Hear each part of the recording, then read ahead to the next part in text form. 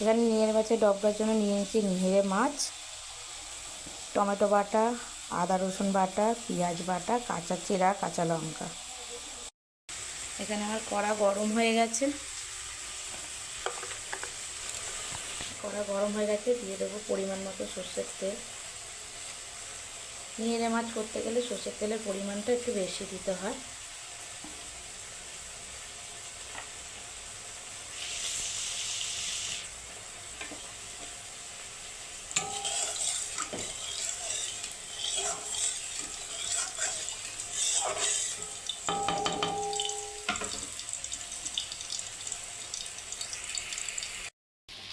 আর তেলটা গরম হয়ে গেছে, এবার এর মধ্যে আমি দিয়ে দেবো পেস্ট করা পেঁয়াজ বাটা, আদা বাটা, রসুন বাটা, জিরা, কাঁচা লঙ্কা, টমেটো বাটা।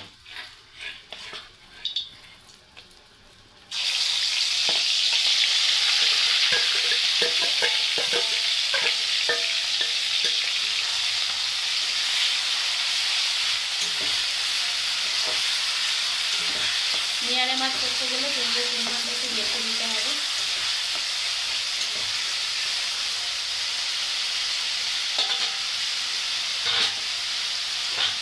মশলাটা একটু ভাজা ভাজা হয়।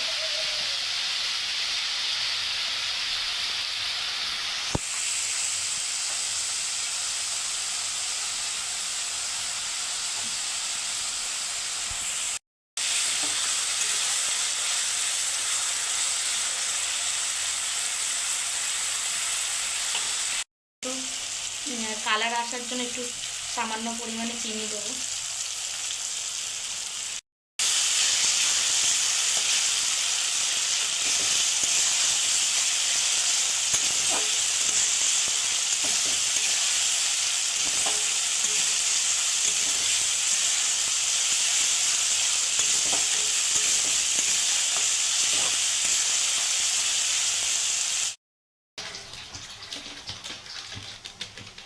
এবার দিয়ে দেবো আমি হলুদ গুঁড়ো,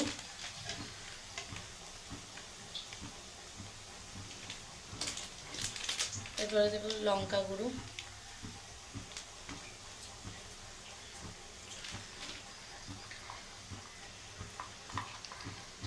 এরপরে দেবো জিরে গুঁড়ো,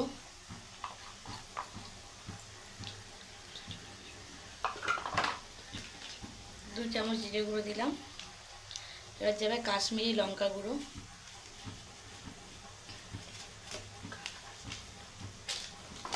এটা সুন্দর কালার আসার জন্য। এবার দেবো হালকা গরম মশলা,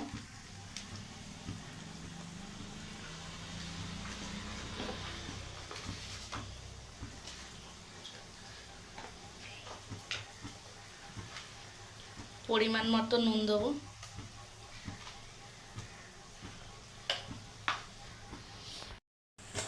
মশলাটাকে ভালো করে কষবো।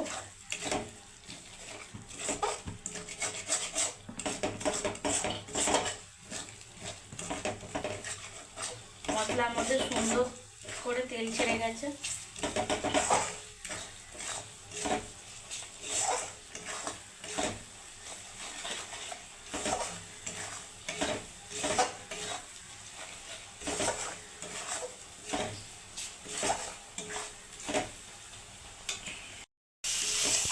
সামান্য পরিমাণ একটু জল দিতে হবে, মশলা ধোয়ার জলটা একটু অল্প দিলেই হবে। দিয়ে একটু ভালো করে কষিয়ে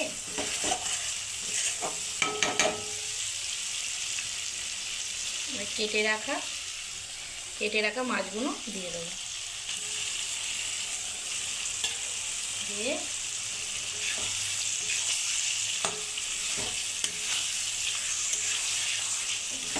ভালো করে একটু নেড়ে নিতে হবে।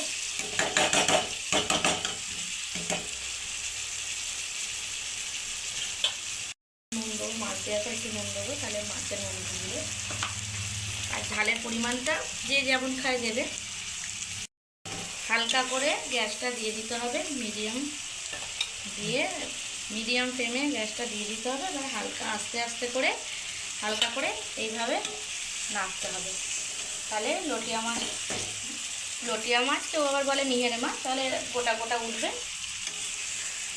আর হালকা করে দিতে হবে। হতে থাক আস্তে আস্তে। কেটে রাখা ধনেপাতা দিয়ে দেব। কেটে কেটে ধুয়ে ধনেপাতাটা দিয়ে দিতে হবে। আবারও হালকা হালকা করে নেড়ে দিতে হবে।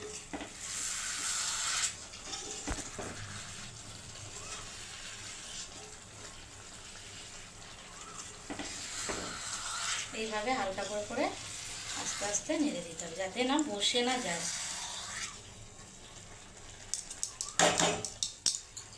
আমাদের নিয়ে মাছটা হয়ে গেছে, হালকা হালকা করে নেড়ে নিয়েছি। আপনাদের তুলে একটা দেখা।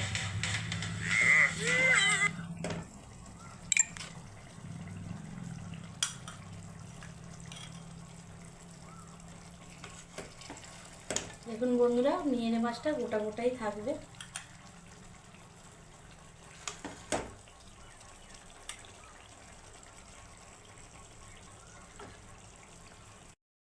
দেখুন বন্ধুরা, আমাদের নিয়েরে মাছ কমপ্লিট হয়ে গেল। নিয়ের মাছের ডবকা একদম গোটা গোটা হয়েছে। একটু কিছুক্ষণ রেখে আস্তে আস্তে করে নাড়লে এরকম গোটা গোটা উঠবে।